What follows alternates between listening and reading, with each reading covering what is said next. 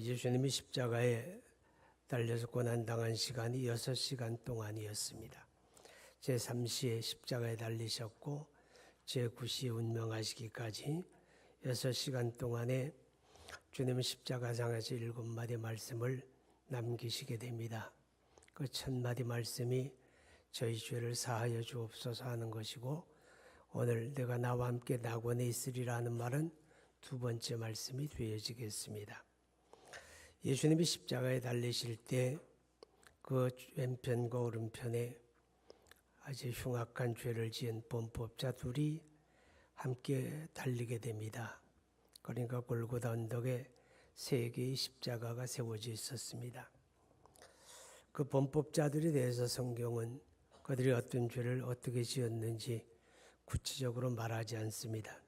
오늘 성경에 보면 이렇게 말하며 41절에 우리는 우리가 행한 일에 상당한 봉을 받는 것이 이에 당연하거니와. 이게 무슨 말인가 하면 십자가에 처형당하는 사람들은 보편적인 그런 사람들이 아니고 아주 극악무도한 그런 사람들이 이제 주로 십자가에 처형을 당하는 게 이 당시의 관례입니다. 그렇다고 한다면 이 사람들은 십자가에 그렇게 달려서 죽고 또 죽어도 마땅한 사람들이다, 그런 의미를 가지는 겁니다. 그렇게 죽어서 당연한 사람들. 근데 사실은 이 십자가에 달린 그들만이 그렇게 죽어 당연하고 마땅한 건 아닙니다. 우리가 죄에서 구원받았다고 할 때 우리의 모습도 그들과 같다는 거죠. 우리도 그렇게 끔찍한 십자가의 처형을 당하고 영원한 심판을 받아 마땅했던 죄인들인데, 우리가 그런 죄에서 하나님의 구원을 받았다 하는 겁니다.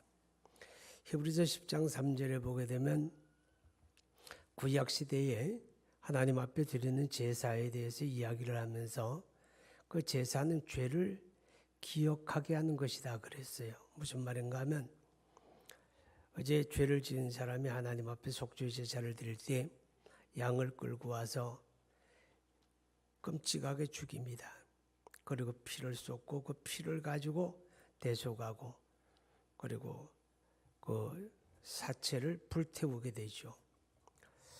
자, 이러한 모습은 뭘 말하는가 하면 그런 제사를 반복하면서 내가 지은 죄가 이렇게 끔찍하다는 걸 기억하게 하는 거예요. 내가 지은 죄가 이렇게 끔찍하게 심판을 받고 이렇게 처형을 당해도 마땅한 그런 죄인이다라고 하는 걸 기억하게 하는 것이 구약 제사의 의미다, 그런 뜻을 가지고 있습니다. 그러니까 우리는 골고다 언덕에 달려 처형당하는 그 죄인들의 모습을 보면서 그것이 곧 나의 모습이고 우리는 그런 죄와 심판에서 구원받은 것이다 라고 하는 것을 우리가 깨달아야 한다 하는 것입니다. 그리고 예수를 십자가에 못 박는 사람들은 이제 어떤 의도를 가지고 예수님의 십자가를 가운데 세우고 또 범법자들을 양쪽에다 세웁니다. 그렇게 했던 이유가 뭔가 하면 이사야 53장 4절에 보게 되면 말씀을 하고 있죠. 거기에는 이렇게 이야기합니다. 그는 3절의 말씀인데 잘못 나왔어요. 그는 우리의 질고를 지고 우리의 슬픔을 당하였거늘. 그 십자가에 달려서 우리의 질고를 지고 우리의 슬픔을 대신 당하는 것인데, 우리는 생각하기를 그 죄를 지어서 하나님께 매를 맞으며 그 죄를 지어서 그렇게 처형당하는 것이다, 그렇게 생각을 했다는 거예요. 그건 무슨 말인가 하면 이제 예수를 십자가에 못 박는 사람들이 어떤 의도를 가지고 그렇게 했다는 거죠. 끔찍한 죄인을 양쪽에 세우면서 봐라, 예수라는 사람도 이렇게 십자가에 달려 죽어야 하는 사람, 마땅한 사람 중에 하나다. 그는 결코 당신들이 생각하는 것처럼 그렇게 뭐 의로운 사람이나 존중받아야 할 그런 사람이 아니고 그냥 이렇게 죽어야 될 그런 사람 중에 하나다. 이런 것을 이제 사람들에게 보여주기를 원했다, 그런 뜻이지요. 오늘 40절에 보게 되면 하나는 그 사람을 꾸짖어 이르되 내가 동일한 정죄를 받고서도 하나님을 두려워하지 아니하느냐 그럽니다. 자, 이게 무슨 말인가 하면 죄를 회개하고 우리가 회개해야 구원받잖아요. 그죠? 그런데 죄를 회개할 수 있는 게 하나님의 은혜다라고 하는 걸 이야기하는 거예요. 마가복음 1장 15절을 보면 너희가 회개하고 복음을 믿으라 그랬어요. 그러니까 회개 없이 믿음을 가지는 법은 없어요. 회개하고 믿음을 가지게 되는데 이 회개할 수 있는 게 은혜다 그 말이죠. 똑같은 상황에 있는 두 사람이 십자가에 달렸는데 한 사람은 끝까지 완악한 마음을 가지고 예수를 비난하고 욕하고 저주합니다. 근데 한 사람은 그 사람을 책망하면서 하는 말이 우리는 이렇게 죽어 마땅한 죄인이다. 우리는 이렇게 처형당하는 게 당연하다. 그러나 이 사람은 옳지 않은 일을 행한 일이 없다. 그렇게 이야기하죠. 그러니까 왜 똑같은 상황인데 한 사람은 회개하고 한 사람은 회개하지 못하느냐. 회개할 수 있는 게 하나님의 은혜다 그 말이죠. 그러면 저와 여러분이 회개하고 예수 믿은 것을 생각해 보면 우리가 마땅히 회개할 사람들이 회개한 게 아니라 십자가에 달려 죽기까지 완악하게 포악을 떨던 그 사람처럼 우리도 그와 같은 사람들이었는데 우리가 회개하고 예수 믿었어요. 바로 하나님의 은혜를 입은 것이다. 그것을 우리에게 말씀을 하고 있습니다. 자, 그 다음에 오늘 우리가 이제 41절, 42절, 43절을 보면 이르되 예수여 당신의 나라에 임하실 때 나를 기억하소서 하니 예수께서 이르시되 내가 진실로 내게 이르노니 오늘 내가 나와 함께 낙원에 있으리라. 자, 이 사람은 흉측한 죄를 지은 사람이에요. 그 생전에 뭐 선을 행하고 의를 행한 거 없잖아요. 그죠? 다른 사람에게 유익을 준 사람이 아니죠. 그런데 그가 회개하고 주를 의지하는 순간에 주님은 그에게 내가 오늘 나와 함께 낙원에 있으리라. 구원을 받았다 그 말이죠. 그러니까 구원받는 것은 오직 예수 믿음으로 받는 거예요. 아멘. 우리가 무슨 선한 일을 하고 무슨 옳은 일을 해서 구원받는 게 아니고 예수 믿고 구원받은 사람이 이 땅에 살아가는 삶에서 선을 행하고 의를 행하는 것은 구원받은 하나님의 사람으로서 마땅한 행동이지만 그러나 우리가 그렇게 했기 때문에 구원받는 게 아니라는 거예요. 예수 믿음으로 받는 거예요. 오직 이 사람이 예수 믿음으로 구원받는 것처럼. 그래서 우리를 위해서 독생자 예수 그리스도를 세상의 대속물로 내주신 하나님은 우리에게 딱 한 가지만 요구하는 거예요. 무엇을 행하라, 이렇게 하라, 저렇게 하라가 아니라 예수 믿으라는 거죠. 예수 믿는 것만 요구하는 거예요. 하나님이 세상을 이처럼 사랑하사 독생자를 주셨으니 이는 그를 믿는 자마다 멸망치 않고 영생을 얻게 하려 하심이라. 오직 예수 믿는 믿음만을 요구하셨어요. 우리 구원에 필요한 모든 것은 예수님이 십자가에서 다 이루어 주신 거예요. 우리 구원에 필요한 모든 것은 예수 안에서 다 준비가 되고 그가 행하신 것을 우리가 믿음으로 그냥 받아들이면 된다고 말이에요. 그게 예수 믿는 믿음이에요. 할렐루야. 그렇기 때문에 우리를 구원하는 구원자는 오직 예수밖에 없는 거예요. 어떤 사람들은 생각하기를 기독교에는 예수가 구원자인 것처럼 다른 종교에는 그 나름대로 구원자가 있지 않느냐 그런 이야기예요. 그러나 성경은 단호하게 노라고 말합니다. 천하인간의 구원 얻을 만한 다른 이름을 우리에게 주신 일이 없다. 오직 주 예수를 믿으라. 할렐루야. 왜냐하면 예수님만이 우리 죄를 대속하기 위하여 그가 십자가에 못 박혀 죽으셨고 예수님만이 죽음을 이기고 부활하셨기 때문에 죽으시고 부활하는 사건이 없다면 우리가 구원받을 방법이 없고 그리스도가 되지 못하는 거예요. 여러분 로마서 5장 10절 한번 봐요. 로마서 5장 10절. 한번 찾아보세요. 로마서 5장 10절. 시작. 곧 우리가 원수되었을 때 그의 아들의 죽으심으로 말미암아 하나님과 화목하게 되었은즉 화목하게 된 자로서는 더욱 그의 살아나심으로 말미암아 구원을 받은 것이니라. 자, 우리가 구원받은 것이 그가 죽으심과 그의 부활을 통해서 구원받았다고 말이에요. 죽으심으로만 끝난 게 아니라 부활해야 된다고 말이죠. 자, 4장 25절도 봐요. 로마서 4장 25절. 시작. 예수는 우리가 범죄한 것 때문에 내줌이 되고 또한 우리를 의롭다 하시기 위하여 살아나셨느니라. 자, 구원자는 십자가에 죽으시고 부활하셔야 한다. 그렇기 때문에 예수님만이 구원의 주님이고, 할렐루야. 하나님은 우리에게 오직 예수 믿는 믿음만 요구하셨어요. 그리고 이렇게 믿음으로 얻는 구원은 점진적인 게 아니라 즉각적인 구원이다. 즉각적인 구원이다. 예수여, 당신의 나라에 이를 때 나를 기억하소서. 그 순간 주님은 그에게 말하기를 내가 오늘 나와 함께 낙원에 있으리라. 구원은 즉각적인 거예요. 자, 이게 무슨 말인가 하면 어린아이가 세상에 태어나는데 점진적으로 태어나는 게 아니잖아요. 그죠? 태어나는 건 한순간이에요. 그죠?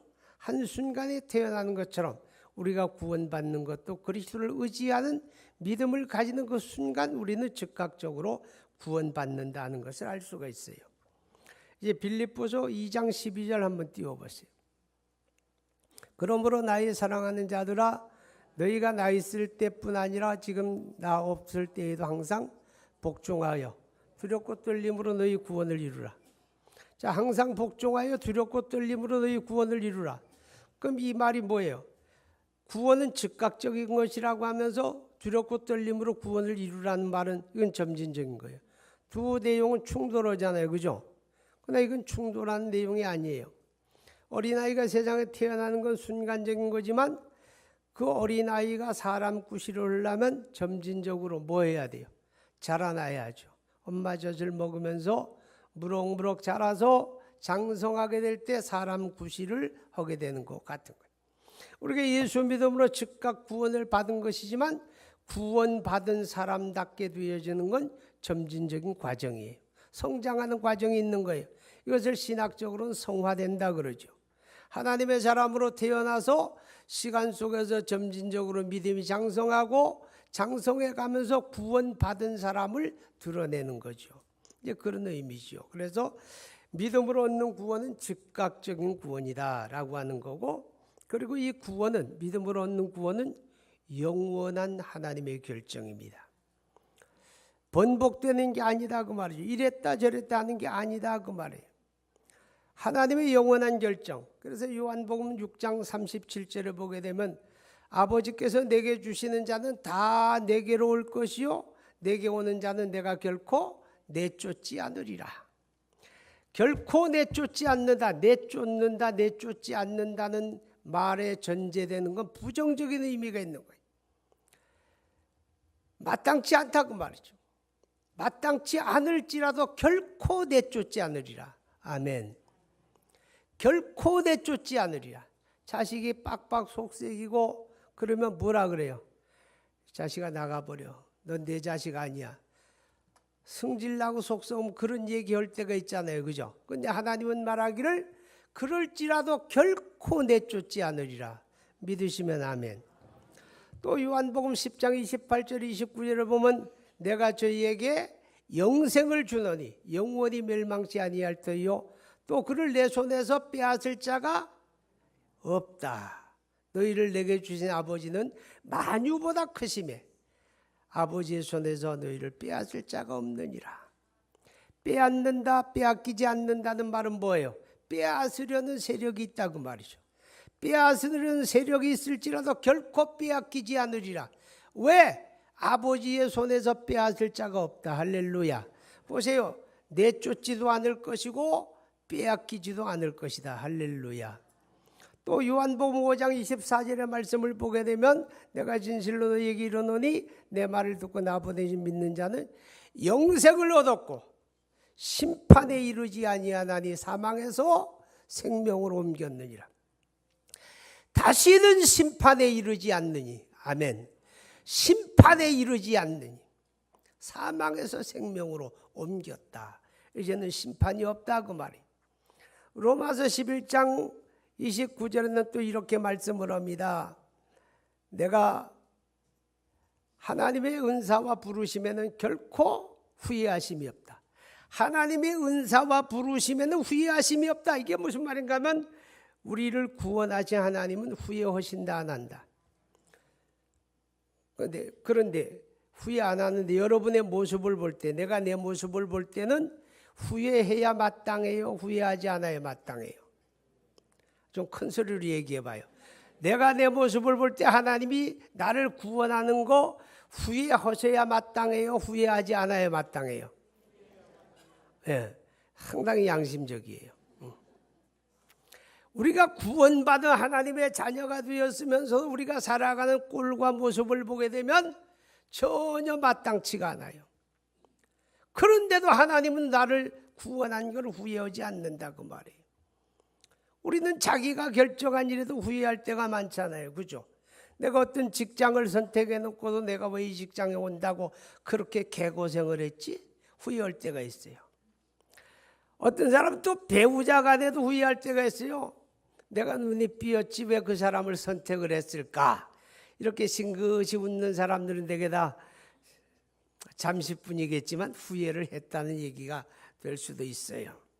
내가 선택했는데 홈쇼핑에 혹은 인터넷 쇼핑을 통해서 어떤 물건을 사놓고 물건을 받아보는 순간에 후회하지요. 아, 괜히 샀다.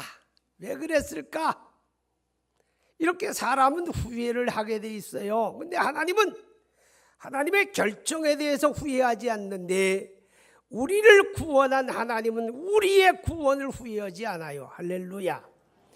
왜 사람은 후회하고 왜 하나님은 후회하지 않는가 하면 사람은 내가 원하는 대로 만들어갈 능력과 지혜가 없어 후회해요. 하나님은 여러분의 순종하지 아니하고 여러분의 멋대로 행한다 할지라도 하나님은 하나님이 원하는 대로 우리를 만들어갈 수 있는 지혜가 있어요. 하나님은 얼마든지 원하는 대로 우리를 만들어갈 수 있는 능력이 있어요. 아멘. 그러니까 하나님은 후회하지 않는 거예요.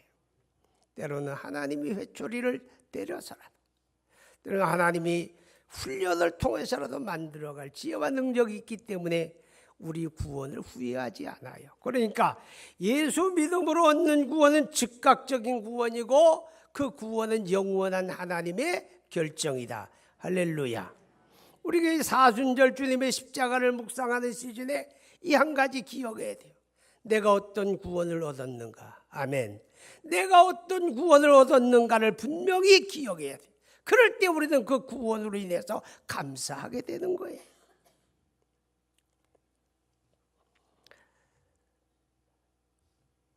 우리가 예수 믿는 믿음을 가지고 살아가는데 오늘 예수님께서 내가 나와 함께 낙원에 있으리라 그랬어요. 내가 나와 함께 어디 있으리라?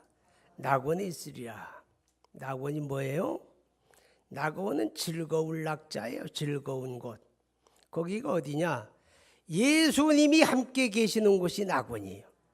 내가 나와 함께 예수님과 함께 낙원은 예수님이 함께 계시는 곳. 예수님이 함께 계시면 가정이 낙원이 되는 거예요. 아멘. 예수님이 함께 하시면 교회가 낙원이 되는 거예요. 그러나 예수님 없으면 인간의 방법으로 낙원은 만들어지지 않아요. 낙원이 뭐냐? 예수님이 함께 계시는 곳. 그럼 그곳은 어떤 곳이냐? 누가복음 16장에 보니까 거지 나사로 죽어서 그 영혼이 천사들에게 받들려 아브라함의 품에 들어갔는데 그때 이르기를 저는 이곳에서 위로를 받고. 하나님의 나라 낙원은 하나님의 위로가 넘치는 곳입니다. 여러분, 위로는요 우리의 고생과 시름을 잊게 하는 게 위로입니다. 이 땅에 살아가는 삶 속에서 힘들고 어려운 일 많이 겪고 슬픈 일 많이 겪고 가슴에 이런저런 상처투성이로 갈지라도 우리 하나님의 위로 한 방에 안개가 거치듯 걷어지고 할렐루야. 그런 위로가 있는 곳이 주님 계시는 낙원이에요.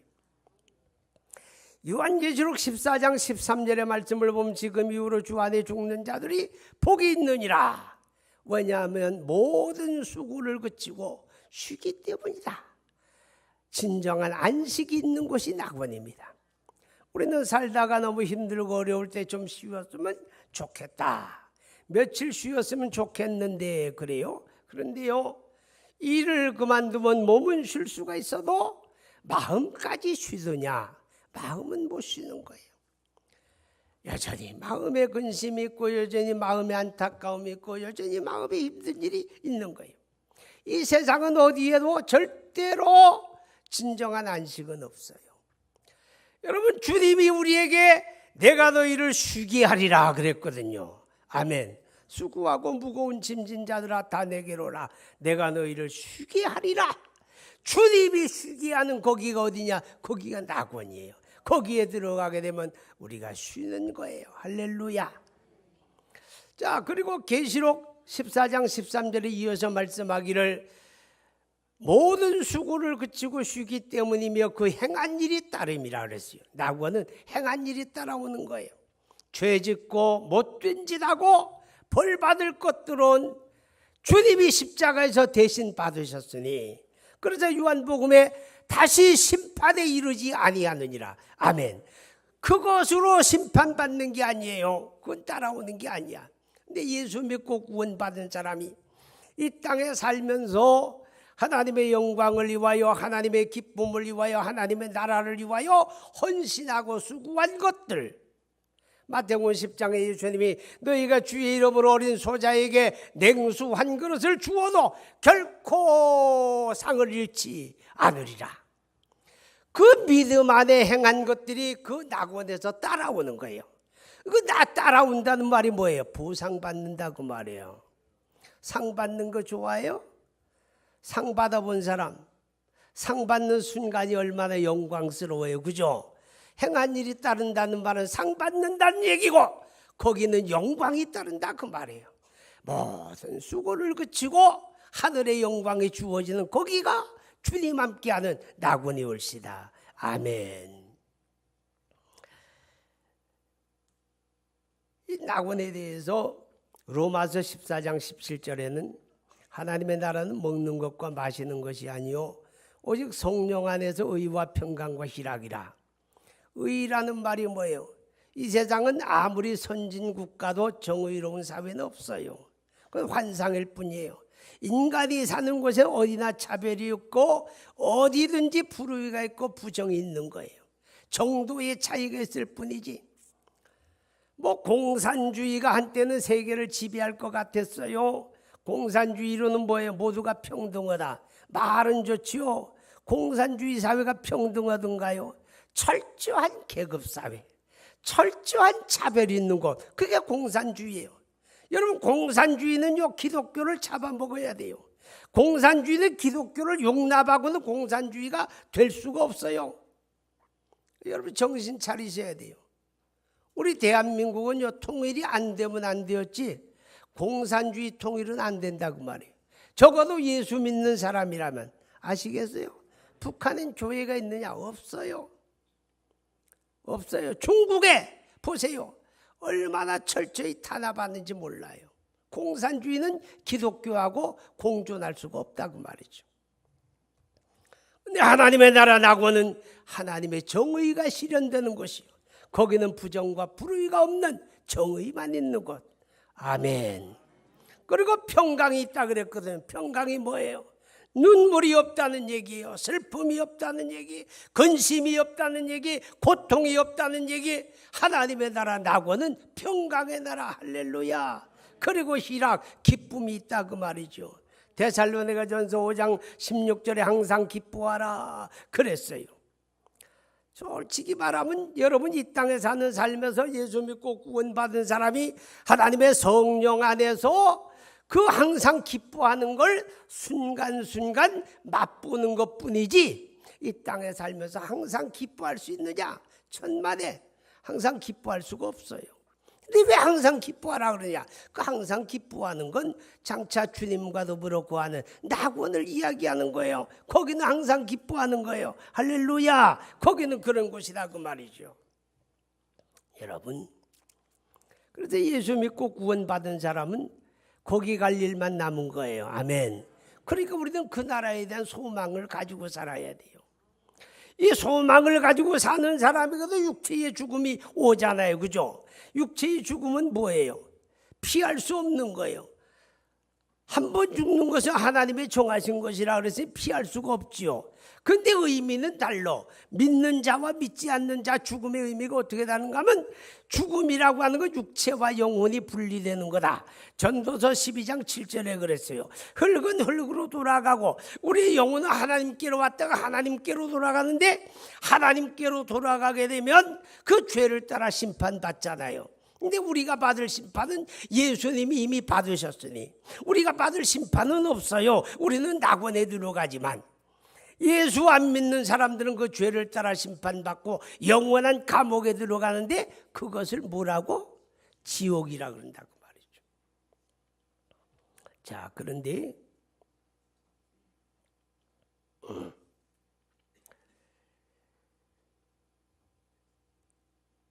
우리가 이 소망을 가지고 하나님의 사람들이 이 땅에 주어진 삶을 살아갈 때, 예수 믿고 구원받은 후에 만사형통하고 즐겁고 좋은 일만 있으면 얼마나 예수 믿기 좋겠어요. 그죠? 그런데도 여전히 세상이라고 하는 곳에는 시련도 있고 실패도 있고 고통도 있고 병듦도 있고 죽음도 있는 거예요. 그렇다고 해서 믿음 없는 사람들처럼 우리는 낙심하고 좌절하고 자포자기하고, 이거는 소망 없는 사람들이. 하늘의 소망, 낙원의 소망을 가진 자들은 힘들면 힘든 대로 그날을 바라보고 참아내는 거예요. 고통스러우면 고통스러운 대로 그날을 바라보고 참아내는 거예요. 이 참아내는 게 믿음이고, 참아내는 자들이 주님과 함께 그 나라에 들어가는 줄로 믿으시기를 바랍니다. 여러분, 부자와 나사로에 비유해서 그 거지 나사로 봐요. 온몸에 헌데를 앓으며 직업은 거지고 남의 문간에서 주는 동량 얻어먹고 연명하는데, 뭐 그렇게 영화로운 날을 보겠다고 구차한 목숨 하늘에 부를 때까지 그렇게 참고 견딥니까? 그렇잖아요. 그런 이유가 있잖아요. 그 이유가 뭐냐? 소망이 있다고 말이에요. 소망이 있으니까, 낙원의 소망이 있으니까 참고 견디고 그 나라의 영광을 얻는 거예요. 우리가 이 땅에 살다가 사랑하는 가족과 사별하는 때가 있어요. 예수 안 믿고 돌아가신 분은 정말 애석한 일이지만, 예수 안에 돌아가는 분들에 대해서는 데살로니가전서 4장 13절에 너희는 소망 없는 자들처럼 슬퍼하지 마라 그랬어요. 그건 슬퍼할 일이 아니다. 인간적으로 이별은 아쉬운 것이고 눈물 나는 일이지만, 그는 이 세상에서 얻을 수 없는 것을 얻는 곳에 간 거예요. 그렇죠? 이 세상에서 맛볼 수 없는 것에 그는 낙원에 간 거기 때문에, 그리스도 안에서 사별한 사람들은 소망 없는 사람처럼 슬퍼하지 마라. 그렇게 성경이 가르치는 거예요. 이 사순절에 두 가지만 기억합시다. 하나, 우리가 얻은 구원이 어떤 구원인가를 알고 감사하세요. 우리 앞에 놓여진 주와 함께 거하는 낙원의 소망을 품고 주어진 삶이 힘들지라도 참아내며 감당하는 그런 은혜가 있기를 축복합니다. 기도합니다.